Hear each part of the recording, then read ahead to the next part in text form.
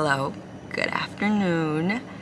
It's the middle of the day and I want to talk about me being afraid of dying. I'm 25 years old and I haven't wrapped my head around the concept of dying.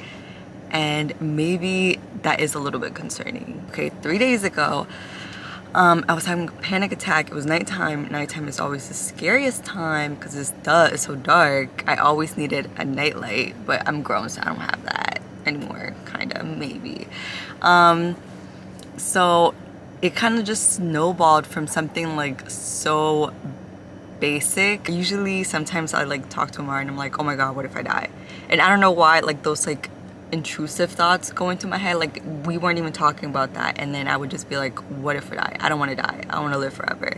And like maybe I don't want to live forever, but I just can't think about the idea of dying now. And then slowly my brain started to like pick up on things like, oh my God, like we're not gonna live forever. I'm not gonna live forever. Like 200 years from now, no one's gonna know what you and me are doing. Like that's why sometimes it's good to say it doesn't even matter. Like me being scared to do things, it doesn't even matter because it literally doesn't. Like time also doesn't exist. I feel like I'm talking all over the place, but hopefully you're catching what I'm throwing at you. Like it really doesn't matter. I know to Omari, I usually say in my afterlife, I want to be a blade of grass in Switzerland with him. Like I want us to be 2 blades of grass in a very pretty hill in Switzerland. Or another one that I want to be in my afterlife is that I want to be a baby jellyfish in a jellyfish incubator in the Baltimore Aquarium. Those are my top 2 things to be in my afterlife.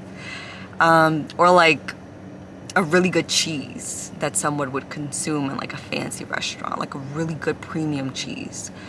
But besides that, I wasn't really freaking out about that. That sounds kind of okay and nice. And then I just started sobbing. I was like, I can't do this. I'm alone, I'm alone, I'm alone. And I've always had this problem. And this is like, whoa, me opening up in the interwebs. I've had this problem since I was like 7 or 8. I've had like constant panic attacks. And it was always the fear of being alone. And at my old age, I still have them now. So I think Omari was like very tired and he was falling asleep, and then I just started freaking out more, and then I started like, I can't breathe. And I guess my body, again, like I'm getting older and allegedly wiser, but my body cannot tolerate the panic attacks I used to have as a child, or like what I had before in previous years. So it's like my brain feels like it's being like inside a plastic bag and it's being like squeezed and the air is being sucked out. Like I think my brain cannot physically handle me having those panic attacks anymore. Like my body cannot as well. Like before, like I would cry really hard and then the next day I would wake up and my head would hurt and like my eyes under here and up here would be super puffy. Like I cried the whole night because I did, but now it's just not. Maybe I'm also dehydrated, that's an issue, but it's just a lot, you know?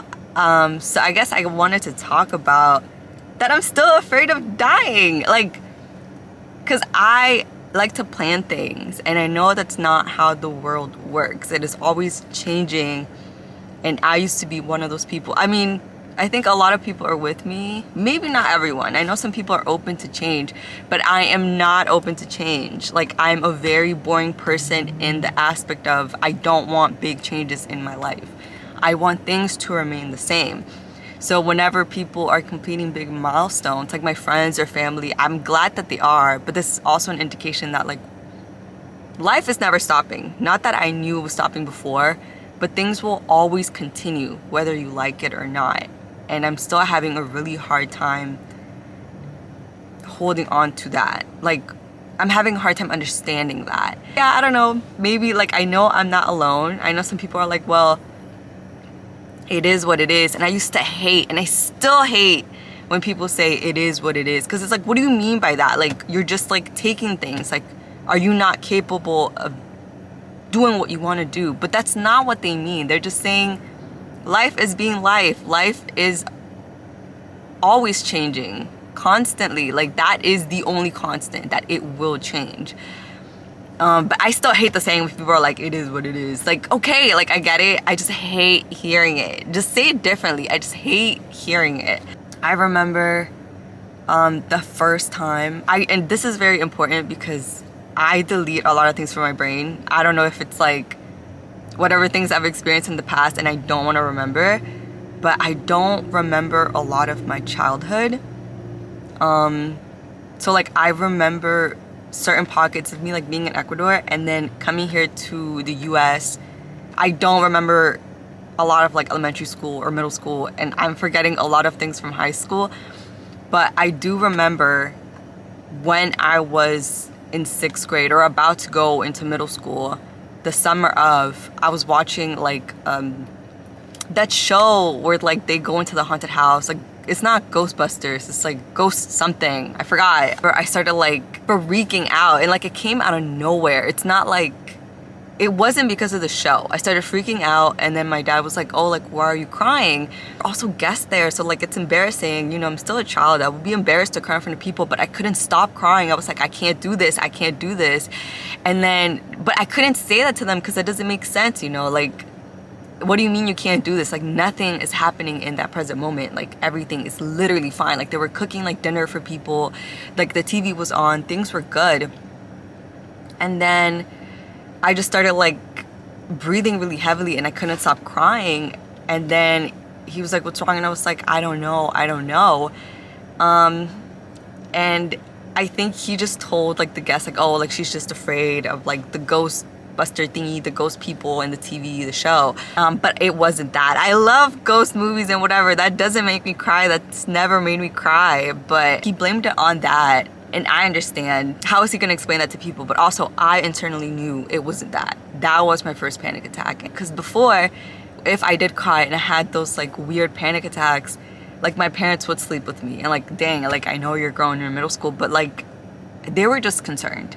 I would cry so hard about the fear of just like being alone and just living. Like, I don't know, like that was a fear for me that I would like zone out. Like, I would blank out. I would blank out hard, and then like my mind would just go blank because I couldn't cry anymore. There was nothing else to cry, and like I thought so much, like my brain would be exhausted because I would need to like go on the internet and see those videos, and that's the only thing that would stop me from crying, and then I can go to sleep. And that is not the healthiest way to manage that. I know that. But during that moment, I just need anything to stop crying. Up until Omari fell asleep. He fell asleep while I was like talking to him, and I was like, don't go to sleep. I'm afraid, I'm scared. Girl, I don't know what I'm afraid of. But I remember I used to do the exact same thing with my parents. I was like, please don't go to sleep. Like, don't go to sleep. Yeah, like, don't leave me alone. And I was like, dang, there's something going on here. That is something we have to try and tackle and solve. That was a lot. Like, that's just me trauma dumping. This is overheating. It might be time to say goodbye. Wait.